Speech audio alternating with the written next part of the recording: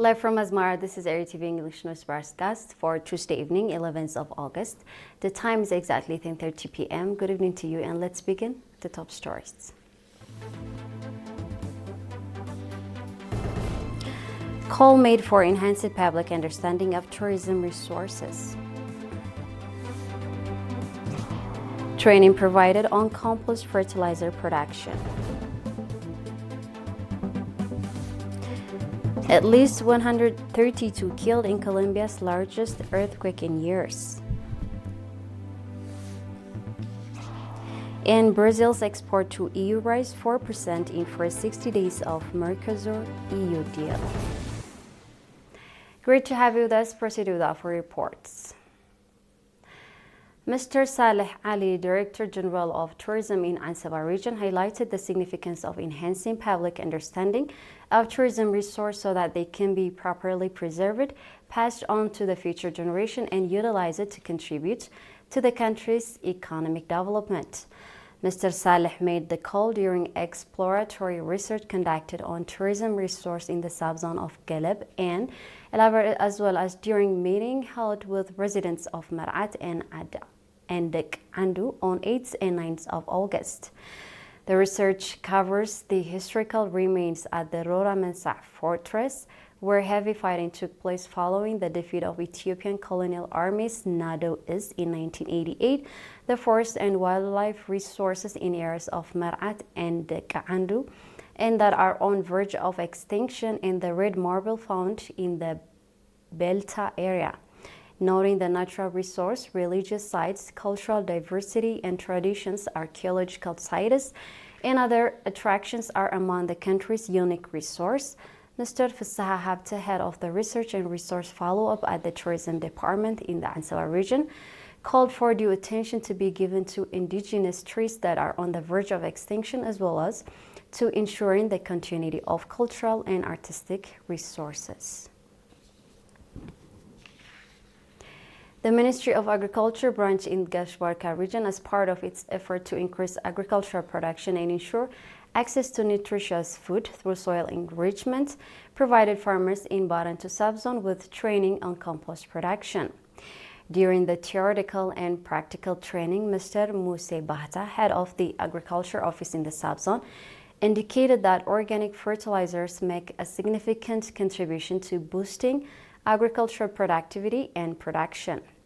He called on farmers to apply the knowledge they gained from the training in their agricultural activities and share it with fellow farmers. Noting that organic fertilizers can easily be produced from leftover household wastes, Engineer Azekia Alfayo, a water and soil conservation expert, said that its application makes a significant contribution to boosting agricultural production.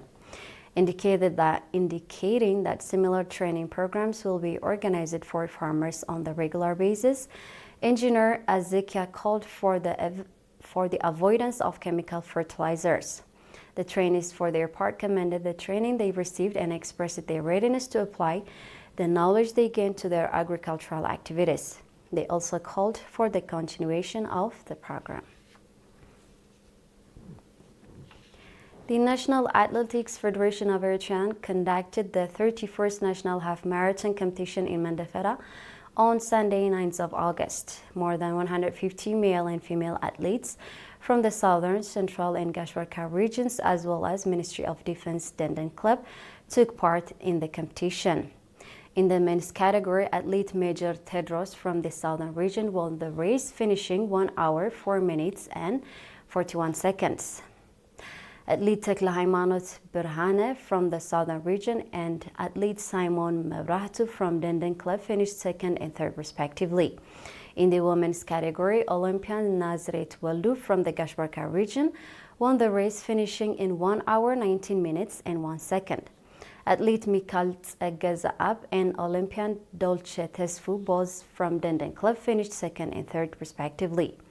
Likewise, in the men's 5-kilometer category, athlete Yobel Zarit from the Central region won the race, finishing in 14 minutes, 14 seconds, and 3 microseconds. In the women's category, athlete Delina Shishai from the Central region finished first in 16 minutes, 43 seconds, and 24 microseconds.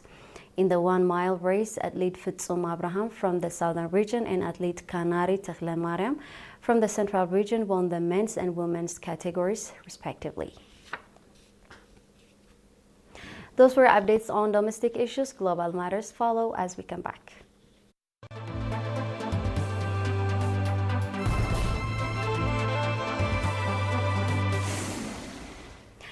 In our international news, at least 132 people are dead and a state of emergency has been declared after Colombia was hit by one of its largest earthquakes in years.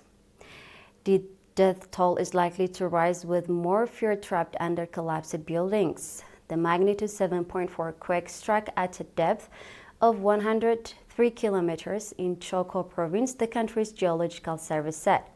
It was felt across an enormous area stretching for hundreds of miles across western Colombia. Many of the deaths have been concentrated in the city of Pereira in Colombia's coffee-growing region with surrounding cities. More than 480 people were injured in quake, Colombia's Association of Capital Cities wrote in a statement update yesterday. About 55 kilometers from the epicenter of the earthquake, the city of Pereira saw some of the worst damage. 32 buildings collapsed in Cali, located about 160 kilometers south of Pereira and about 200 kilometers from the epicenter. Local authorities have reported at least 40 people dead in the city's metropolitan area with 65 collapsed buildings. People are believed to be trapped in 15 of them. In the capital, Bogota, trees and traffic lights shook violently with reports of crack in building, but so far, none of any serious damage to the city's infrastructure. Tremors were felt as far away as neighboring Venezuela, Ecuador, and Panama. The quake comes less than 2 months after twin quakes. Brazil's exports to the European Union increased by about 4% in the first 60 days since a free trade agreement between the Southern Common Markets, Mercosur, and EU took effect, Brazilian Vice President Geraldo Alckmin said yesterday. Addressing the 25th Brazilian Agribusiness Congress, Alckmin noted the boost in sales to the EU confirms the agreement's effectiveness in expanding Brazil's access to international markets and diversifying exports destinations.